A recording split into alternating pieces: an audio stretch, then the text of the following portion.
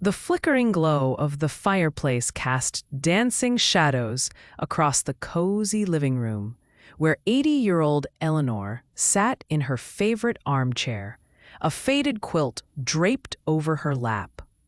Her granddaughter, Lily, 16 and wide-eyed, curled up on the rug beside her, clutching a mug of cocoa. The rain tapped softly against the window, creating a cocoon of warmth and intimacy. Lily had begged for a story, something real, something from Eleanor's heart. With a sigh, Eleanor's eyes drifted to the old photograph on the mantel, a black and white snapshot of her and George, her late husband, smiling under an oak tree. Her voice, soft but heavy with memory, began to weave a tale.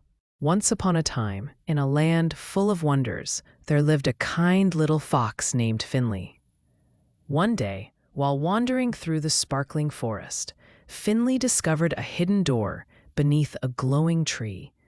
With a heart full of curiosity, Finley opened the door and stepped into a world of flying butterflies, singing flowers, and stars that twinkled like diamonds. But something was missing: the magical golden acorn that kept the forest alive. Finley knew that only the purest of hearts could find it. And so, the adventure began. What would Finley discover next? Lily leaned closer, sensing the shift in her grandmother's tone. Eleanor's smile faded, her eyes glistening. We married quick. Too quick, maybe. I was so in love, I didn't see the cracks.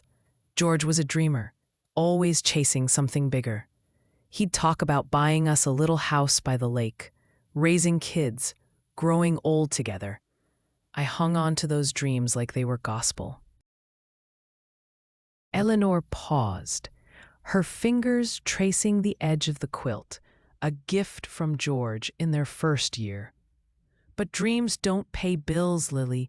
George started staying out late, saying he was working deals, meeting important folks. I'd wait up, ironing his shirts, cooking suppers that went cold. Then one night, I found a letter in his coat pocket. Lipstick on the envelope, a woman's handwriting. My heart sank to my toes. Lily's eyes widened, her cocoa forgotten. Grandma, what did you do? Eleanor's voice broke just a little. I confronted him. Oh, Lily, you should have seen his face. Guilty, but defiant. He admitted it. Her name was Clara, a waitress from the diner he frequented. He said it didn't mean nothing, that he loved me. But love doesn't lie, does it? I cried for days, feeling like my world had crumbled. I was 22, with a baby, your mama, on the way, and the man I loved had betrayed me. The fire crackled, mirroring the pain in Eleanor's voice. Lily reached out, touching her grandmother's hand. Why didn't you leave him? Eleanor's lips quivered into a sad smile. I wanted to. Lord knows I did. But back then, things were different. I had no money, no job, and a baby coming. And part of me still loved him, fool that I was. So I stayed. I made him promise to end it, to be the man I married. And for a while, he was. He'd bring me flowers, hold me close, whisper apologies. But the trust, that was gone, like a thread pulled from this quilt. Once it's out, the whole thing frays. She leaned back, her eyes distant. We built a life, raised your mama, and he was a good father, mostly. But every late night, every unanswered question, I'd wonder, was he with someone else? Did he ever really choose me? That doubt, it's a heavy thing to carry, Lily. It wore me down even when I smiled for the world. Lily's voice was soft, almost a whisper. Did you ever forgive him? Eleanor's gaze met hers, raw and honest. Forgiveness is tricky, darling. I forgave him enough to keep going. to make a home, but I never forgot. Some hurts don't heal, they just scar over. When he passed 10 years ago, I cried, not just for him, but for the girl I was, the one who believed in forever.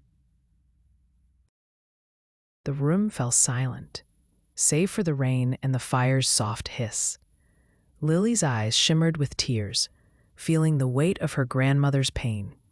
"You're so strong, Grandma," she said, squeezing Eleanor's hand. Eleanor smiled, brushing a tear from Lily's cheek.